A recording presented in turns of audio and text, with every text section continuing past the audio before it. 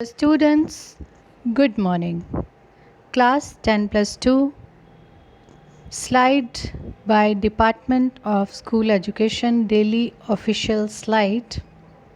Section A, name of the chapter is Two Gentlemen of Verona, written by A. J. Cronin. My dear students, today we'll go through the summary of the chapter. The narrator is driving through the foothills of the Alps along with his companion.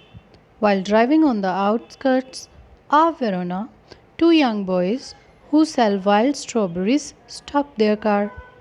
The small boys appear to be quite shabby, and the driver is keen on buying strawberries from them. The driver is not keen on buying strawberries from them. ਪਿਆਰੇ ਬੱਚਿਓ, ਇਸ ਕਹਾਣੀ ਦੀ ਸ਼ੁਰੂਆਤ ਦੇ ਵਿੱਚ ਲੇਖਕ ਆਪਣੇ ਦੋਸਤ ਨਾਲ ਐਲਪਸ ਪਹਾੜੀਆਂ ਦੇ ਬਿਲਕੁਲ ਨੀਚੇ ਵਾਲੇ ਇਲਾਕੇ 'ਚ ਜਾ ਰਿਹਾ ਹੈ। ਉੱਥੇ ਡਰਾਈਵ ਕਰਦੇ ਕਰਦੇ ਉਹਨਾਂ ਨੂੰ ਇੱਕ ਅਜਿਹੇ ਬੱਚੇ ਮਿਲਦੇ ਹਨ, ਦੋ ਲੜਕੇ ਛੋਟੇ ਛੋਟੇ, ਜੋ ਕਿ ਸਟ੍ਰਾਬੇਰੀਜ਼ ਵੇਚ ਰਹੇ ਹਨ, ਜੰਗਲੀ ਸਟ੍ਰਾਬੇਰੀਜ਼। ਉਹ ਛੋਟੇ ਲੜਕੇ ਦੇਖਣ ਦੇ ਵਿੱਚ ਉਹਨਾਂ ਦੇ ਕੱਪੜੇ ਇੰਨੇ ਸਿੱਲੇ, ਗੰਦੇ ਅਤੇ ਖਰਾਬ ਲੱਗ ਰਹੇ ਹਨ ਕਿ ਡਰਾਈਵਰ ਨੇ ਕਿਹਾ ਇਹਨਾਂ ਤੋਂ ਸਟ੍ਰਾਬੇਰੀਜ਼ ਨਾ ਖਰੀਦੀਆਂ ਜਾਣ। Then the narrator's companion gets to know that the two boys are brothers. The elder one, aged 13, is Nicola, and the younger brother, aged 12, is Jacopo.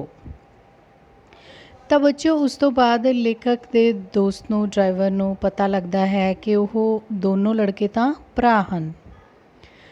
ਹੁਣ ਬੇਟੇ ਤੁਸੀਂ ਇਹਨਾਂ ਦੀ ਏਜ ਦੇ ਨਾਮ ਨੋਟ ਕਰੋ, ਕਿਉਂਕਿ ਇਸ ਦੇ ਰਿਲੇਟਿਡ ਸ਼ਾਰਟ ਕੁਐਸਚਨਸ ਵੀ ਆਉਂਦੇ ਆ। Who was the elder brother?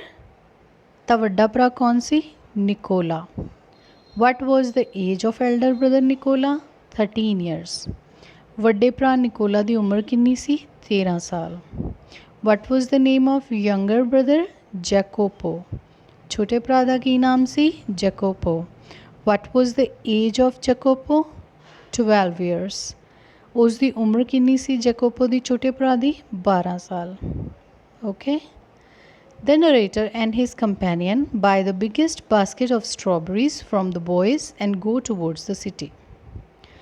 ਤਾਂ ਹੁਣ ਲੇਖਕ ਤੇ ਉਸ ਦਾ ਸਾਥੀ ਬੱਚਿਆਂ ਦੀ ਮਦਦ ਕਰਨ ਦੀ ਮਨਸ਼ਾ ਨਾਲ ਉਹਨਾਂ ਤੋਂ ਸਭ ਤੋਂ ਵੱਡੀ ਟੋਕਰੀ ਸਟ੍ਰਾਬੇਰੀਜ਼ ਦੀ ਲੈ ਲੈਂਦੇ ਨੇ। ਖਾਸ ਕਰ ਲੇਖਕ ਨੂੰ ਉਹਨਾਂ ਬੱਚਿਆਂ ਨਾਲ ਹਮਦਰਦੀ ਹੋ ਜਾਂਦੀ ਹੈ। Next morning, they see the two boys shining shoes in the market square, and on being asked, they say that they do many things for living. They also tell the narrator that his companion that they could work as guides and show the visitor places of interest in the town. ਅਗਲੇ ਦਿਨ ਉਹ ਦੇਖਦੇ ਨੇ ਕਿ ਉਹ ਸਟ੍ਰਾਬੇਰੀਜ਼ ਵੇਚਣ ਵਾਲੇ ਬੱਚੇ ਚੌਰਾਹੇ ਦੇ ਵਿੱਚ ਬੂਟ ਪਾਲਿਸ਼ ਕਰ ਰਹੇ ਹੁੰਦੇ ਹਨ। ਲੇਖਕ ਤੇ ਉਸਦਾ ਦੋਸਤ ਪੁੱਛਦਾ ਹੈ ਕਿ ਤੁਸੀਂ ਇੱਥੇ ਬੂਟ ਕਿਵੇਂ ਪੋਲਿਸ਼ ਕਰ ਰਹੇ ਹੋ, ਤੁਸੀਂ ਤਾਂ ਫਲ ਵੇਚਦੇ ਸੀ। ਤਾਂ ਬੱਚੇ ਕਹਿੰਦੇ ਕਿ ਅਸੀਂ ਛੋਟੇ ਛੋਟੇ ਕਈ ਕੰਮ ਕਰਦੇ ਹਾਂ, ਜੇ ਤੁਸੀਂ ਕਹੋਗੇ ਤਾਂ ਅਸੀਂ ਤੁਹਾਨੂੰ ਸਾਰਿਆਂ ਨੂੰ ਸ਼ਹਿਰ ਵੀ ਘੁਮਾ ਸਕਦੇ ਹਾਂ ਤਾਂ ਕਿ ਤੁਸੀਂ ਵਧੀਆ ਵਧੀਆ ਸਥਾਨ ਇੱਥੇ ਦੇਖ ਸਕੋ। So the narrator asked them to take them to Juliet's tomb. During the time of their stay in the town, the two young boys turn out to be very helpful to the visitors. ਤਾਂ ਲੇਖਕ ਕਹਿੰਦਾ ਠੀਕ ਹੈ, ਤੁਸੀਂ ਮੈਨੂੰ Juliet ਦੀ ਕਬਰ 'ਤੇ ਲੈ ਜਾਓ। ਘੁੰਮਣ ਫਿਰਨ ਤੋਂ ਬਾਅਦ ਉਹਨਾਂ ਦੇ ਉੱਥੇ ਰਹਿਣ ਦੇ ਦੌਰਾਨ ਦੋਨੋਂ ਲੜਕੇ ਸੀ ਜਿਹੜੇ ਉਹ ਉਹਨਾਂ ਨੂੰ ਹਰ ਗੱਲ ਦੇ ਵਿੱਚ ਛੋਟੀ ਛੋਟੀ ਮਦਦ ਕਰਦੇ ਰਹਿੰਦੇ ਸਨ। Then one night the narrator notices the boys waiting with a bundle of unsold papers and are ready to sell them when the last bus arrives from Padua. ਇੱਕ ਰਾਤ ਲੇਖਕ ਨੇ ਦੇਖਿਆ ਕਿ ਉਹ ਲੜਕੇ ਬੈਠੇ ਉੱਥੇ ਇੱਕ ਬੱਸ ਦਾ ਇੰਤਜ਼ਾਰ ਕਰ ਰਹੇ ਸੀ, ਜੋ ਕਿ ਲਾਸਟ ਬੱਸ ਸੀ ਜਿਸ ਨੇ ਅੱਧੀ ਰਾਤ ਨੂੰ ਆਉਣਾ ਸੀ ਪਡੂਆ ਤੋਂ। ਅਤੇ ਉਹਨਾਂ ਦੇ ਨਾਲ ਪਏ ਸੀ ਨਾ ਵੇਚੇ ਹੋਏ ਅਖਬਾਰ, ਮਤਲਬ ਉਹ ਸੋਚ ਰਹੇ ਸੀ ਕਿ ਰਾਤ ਵਾਲੀ ਬੱਸ 'ਚ ਜੋ ਅਖਬਾਰ ਬਚੇ ਹਨ ਉਹ ਵੀ ਵੇਚ ਦੇਵਾਂਗੇ। The narrator then talks to them and asks them why they are working so hard. ਤਾਂ ਲੇਖਕ ਉਹਨਾਂ ਨੂੰ ਪੁੱਛਦਾ ਹੈ ਕਿ ਗੱਲ ਕਰਕੇ ਤੁਸੀਂ ਇੰਨੀ ਜ਼ਿਆਦਾ ਮਿਹਨਤ ਕਿਉਂ ਕਰਦੇ ਹੋ। The narrator is curious to know. ਲੇਖਕ ਨੂੰ ਇਸ ਦੇ ਲਈ ਉਤਸੁਕਤਾ ਹੈ ਕਿ ਇੰਨੀ ਜ਼ਿਆਦਾ ਮਿਹਨਤ ਇੰਨੇ ਛੋਟੇ ਬੱਚੇ ਕਿਉਂ ਕਰ ਰਹੇ ਹੈ। Why they do not spend on clothes and food, even though they seem to earn sufficient money? ਅੱਛਾ ਜੀ, ਤੁਸੀਂ ਕੰਮ ਵੀ ਕਰ ਰਹੇ ਹੋ, ਪੈਸੇ ਵੀ ਅੱਛੇ ਕਮਾ ਰਹੇ ਹੋ, ਪਰ ਨਾ ਤਾਂ ਤੁਸੀਂ ਆਪਣੇ ਲਈ ਕੱਪੜੇ ਖਰੀਦ ਰਹੇ ਹੋ, ਨਾ ਖਾਣਾ ਖਾ ਰਹੇ ਹੋ ਚੱਜ ਨਾਲ, ਜਦ ਕਿ ਤੁਸੀਂ ਅੱਛੇ ਖਾਸੇ ਪੈਸੇ ਕਮਾ ਲੈਂਦੇ ਹੋ ਕੰਮ ਕਰਕੇ। Nicola tells him that they had something in their minds but he does not elaborate. Nicola ਜੋ ਵੱਡਾ ਬ੍ਰਦਰ ਹੈ ਉਹ ਕਹਿੰਦਾ ਹੈ ਕਿ ਸਾਨੂੰ ਕੋਈ ਜ਼ਰੂਰਤ ਹੈ ਪੈਸਿਆਂ ਦੀ, ਪਰ ਕੀ ਕਾਰਨ ਹੈ, ਉਹਨਾਂ ਦਾ ਕੀ ਪਲਾਨ ਹੈ, ਉਹਨਾਂ ਦੇ ਦਿਮਾਗ 'ਚ ਕੀ ਹੈ, ਉਹ ਨਹੀਂ ਦੱਸਦਾ। Jacopo then requests the narrator to send them in the car to the village Poleta, that is around 30 kilometers away. ਫਿਰ ਛੋਟਾ ਭਰਾ ਜੈਕੋਪੋ ਕਹਿੰਦਾ ਹੈ ਕਿ ਜੇ ਤੁਸੀਂ ਸਾਡੀ ਮਦਦ ਕਰਨਾ ਚਾਹੁੰਦੇ ਹੋ ਤਾਂ ਸਾਨੂੰ ਇੱਕ ਦਿਨ ਲਈ ਕਾਰ ਦੇ ਵਿੱਚ ਪੋਲੇਟਾ ਨਾਂ ਦੇ ਪਿੰਡ ਛੱਡਿਓ। ਬੇਟੇ ਇਹ ਪਿੰਡ ਨੋਟ ਕਰੋ ਕਿਉਂਕਿ ਇਹਦਾ ਵੀ ਕੁਐਸਚਨ ਆਉਂਦਾ ਹੈ। What was the name of the village they wanted to go? It was Poleta. ਤਾਂ ਪੋਲੇਟਾ ਪਿੰਡ 'ਚ ਅਸੀਂ ਜਾਣਾ ਚਾਹੁੰਦੇ ਹਾਂ। ਹਾਊ ਮੈਨੀ ਕਿਲੋਮੀਟਰਸ ਅਵੇ ਫਰੋਮ ਹੀਅਰ? 30 ਕਿਲੋਮੀਟਰਸ ਅਵੇ, ਜੋ ਕਿ ਇਸ ਸ਼ਹਿਰ ਤੋਂ 30 ਕਿਲੋਮੀਟਰ ਦੂਰ ਹੈ। He requests him and says that it would be a great favour. Jacopo ਉਹਨੂੰ ਇਹ ਅਰਜ਼ ਕਰਦਾ ਹੈ ਲੇਖਕ ਨੂੰ, ਅਤੇ ਕਹਿੰਦਾ ਹੈ ਕਿ ਇਹੀ ਸਾਡੀ ਸਭ ਤੋਂ ਵੱਡੀ ਮਦਦ ਹੋਏਗੀ। Although Nicola does not like the fact that his brother is troubling the narrator, but the narrator gladly agrees to help the boys. So the next afternoon, he along with his companions drives to the village. ਵੱਡੇ ਭਰਾ ਨੂੰ Nikola ਨੂੰ ਇਹ ਬਿਲਕੁਲ ਵਧੀਆ ਨਹੀਂ ਲੱਗਦਾ ਕਿ ਉਸਦਾ ਛੋਟਾ ਭਰਾ ਲੇਖਕ ਨੂੰ ਤੰਗ ਕਰ ਰਿਹਾ ਹੈ, ਟਰਬਲ ਕਰ ਰਿਹਾ ਹੈ। ਲੇਕਿਨ ਲੇਖਕ ਬਹੁਤ ਖੁਸ਼ੀ ਉਹਨਾਂ ਬੱਚਿਆਂ ਦੀ ਮਦਦ ਕਰਨ ਲਈ ਤਿਆਰ ਹੋ ਜਾਂਦਾ ਹੈ। ਅਗਲੀ ਦੁਪਹਿਰ ਆਪਣੇ ਸਾਥੀਆਂ ਨਾਲ ਉੱਥੇ ਪਹੁੰਚ ਜਾਂਦਾ ਹੈ। On reaching Padua, the two boys quickly leaped from the car. I think it is not Padua, it is Spoleto. On reaching Spoleto, the two boys quickly leaped from the car and ran inside the large red-roofed villa. ਉਸ ਪਿੰਡ 'ਚ ਪਹੁੰਚ ਕੇ ਦੋਨੋਂ ਲੜਕੇ ਜਲਦੀ ਕਾਰ ਤੋਂ ਉਤਰਦੇ ਹਨ ਅਤੇ ਇੱਕ ਲਾਲ ਛੱਤ ਵਾਲੇ ਬਹੁਤ ਵੱਡੇ ਬੰਗਲੇ ਦੇ, ਬਹੁਤ ਵੱਡੀ ਹਵੇਲੀ ਦੇ ਬਾਹਰ ਰੁਕਦੇ ਹਨ। After few minutes, the narrator followed them inside and saw that it was a hospital. He meets a nurse who leads him to a room where he sees the two boys sitting beside a young girl. ਤਾਂ ਉੱਥੇ ਉਹ ਇੱਕ nurse ਨੂੰ ਮਿਲਦੇ ਹਨ। ਕਾਫੀ ਦੇਰ ਉਹਨਾਂ ਨੂੰ ਉਡੀਕ ਕੇ ਲੇਖਕ ਵੀ ਅੰਦਰ ਚਲਾ ਜਾਂਦਾ ਹੈ ਉਹਨਾਂ ਦੇ ਪਿੱਛੇ। ਤਾਂ ਉਹਨੂੰ ਪਤਾ ਲੱਗਦਾ ਹੈ ਕਿ ਹੌਸਪੀਟਲ ਹੈ। ਉੱਥੇ ਇੱਕ ਨਰਸ ਨਾਲ ਉਹ ਗੱਲਬਾਤ ਕਰਦਾ ਹੈ ਅਤੇ ਉਹ ਨਰਸ ਉਸਨੂੰ ਦਿਖਾਉਂਦੀ ਹੈ ਕਿ ਲੜਕੇ ਕਿਸ ਕਮਰੇ 'ਚ ਗਏ ਹਨ। ਉਹ ਇੱਕ ਨੌਜਵਾਨ ਲੜਕੀ ਦੇ ਕੋਲ ਬੈਠੇ ਹਨ। The nurse explained that their father, a widower and a well-known singer, was killed in war.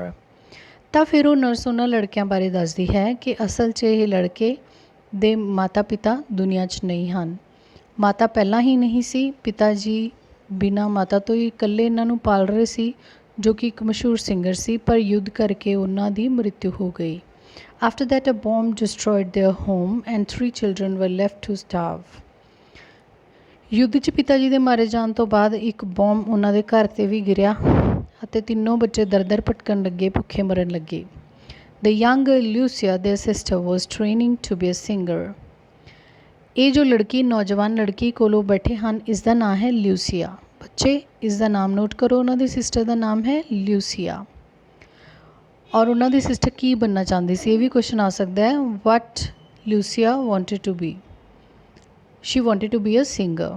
ਤਾਂ ਲਿਊਸੀਆ ਕਿਸ ਚੀਜ਼ ਦੀ ਟ੍ਰੇਨਿੰਗ ਲੈ ਰਹੀ ਸੀ? ਸਿੰਗਰ ਬਣਨ ਦੀ, ਕਿਉਂਕਿ ਉਸਦੇ ਪਿਤਾ ਜੀ ਇਸ ਦੇ ਵਿੱਚ ਮਾਸਟਰ ਸਨ। The boys participated in the freedom movement, but when they returned, they found that their sister was suffering from tuberculosis of the spine.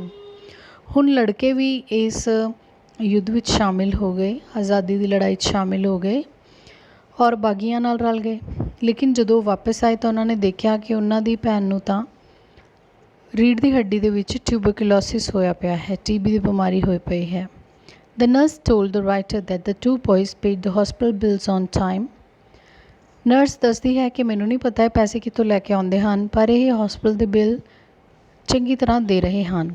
The nurse added that she did not know how they earn money, but they did it well. ਮੈਨੂੰ ਨਹੀਂ ਪਤਾ ਇਹ ਕੀ ਕੰਮ ਕਰਕੇ ਪੈਸੇ ਕਮਾਉਂਦੇ ਹਨ, ਪਰ ਇੱਥੇ ਕਦੀ ਇਹਨਾਂ ਨੇ ਪੈਸੇ ਵਿੱਚ ਕਮੀ ਨਹੀਂ ਆਉਣ ਦਿੱਤੀ। The narrator waited outside and after some time the boys joined him. ਤਾਂ ਲੇਖਕ ਨਹੀਂ ਸੀ ਚਾਹੁੰਦਾ ਕਿ ਉਹਨਾਂ ਨੂੰ ਦੱਸ ਕੇ ਅੰਦਰ ਜਾ ਕੇ ਡਿਸਟਰਬ ਕਰੇ ਜਾਂ ਪਰੇਸ਼ਾਨ ਕਰੇ, ਕਿਉਂਕਿ ਉਹ ਲੁਕੋ ਕੇ ਰੱਖਣਾ ਚਾਹੁੰਦਾ ਸੀ ਨਿਕੋਲਾ, ਅਤੇ ਲੇਖਕ ਉਸ ਚੀਜ਼ ਦੀ ਰਿਸਪੈਕਟ ਕਰਦਾ ਹੈ, ਇਸ ਲਈ ਉਹ ਬਾਹਰ ਹੀ ਇੰਤਜ਼ਾਰ ਕਰਦਾ ਹੈ ਔਰ ਥੋੜ੍ਹੀ ਦੇਰ ਬਾਅਦ ਲੜਕੇ ਉੱਥੇ ਆ ਜਾਂਦੇ ਹਨ. He did not tell them, he knew their secret because he did not want to intrude into their privacy. ਤਾਂ ਲੇਖਕ ਉਹਨਾਂ ਨੂੰ ਨਹੀਂ ਦੱਸਦਾ ਕਿ ਉਸਨੂੰ ਸਾਰੀ ਗੱਲ ਪਤਾ ਲੱਗ ਗਈ ਹੈ, ਕਿਉਂਕਿ ਉਹ ਉਹਨਾਂ ਦੇ ਨਿੱਜੀ ਜੀਵਨ ਦੇ ਵਿੱਚ ਕਿਸੇ ਤਰ੍ਹਾਂ ਦੀ ਵੀ ਕੋਈ ਸੇਧ ਲਗਾਉਣਾ ਨਹੀਂ ਚਾਹੁੰਦਾ ਸੀ, ਕਿਉਂਕਿ ਉਹ ਲੜਕੇ ਉਸ ਨੂੰ ਦੱਸਣਾ ਵੀ ਨਹੀਂ ਸੀ ਚਾਹੁੰਦੇ, ਇਸ ਲਈ ਲੇਖਕ ਚੁੱਪ ਰਿਹਾ. ਪਰ ਮਨ ਹੀ ਮਨ ਉਹਨਾਂ ਲੜਕਿਆਂ ਤੋਂ ਬਹੁਤ ਪ੍ਰਭਾਵਿਤ ਹੋਇਆ ਅਤੇ ਉਸ ਦੇ ਮਨ 'ਚ ਇੱਕ ਆਸ ਜਗੀ ਕਿ ਇਸ ਤਰ੍ਹਾਂ ਮਨੁੱਖਤਾ ਜਿਉਂਦੀ ਰਹੇਗੀ. This slide has been prepared by Miss Anurag Sidhu, lecturer in English, Government Senior Secondary School, Ramgarh Purda, SCS Nagar, and vetted by Miss Vrinder Sekho, lecturer in English, Government Senior Secondary School, Machli Kala, SCS Nagar. Padho Punjab, Padhao Punjab, English project. Dear students, this is the summary of the chapter. There is no need to write the summary of the chapter. You have to understand the summary, but you should note down the main points, the name of the characters, the name of the villages, the time or name of their sister and all that. I hope you like all the videos of this channel. If so, subscribe the channel, because 81% of the people watching the channel are not my subscribers. You should subscribe so that you get every important information from my channel. Thank you. Have a very nice day.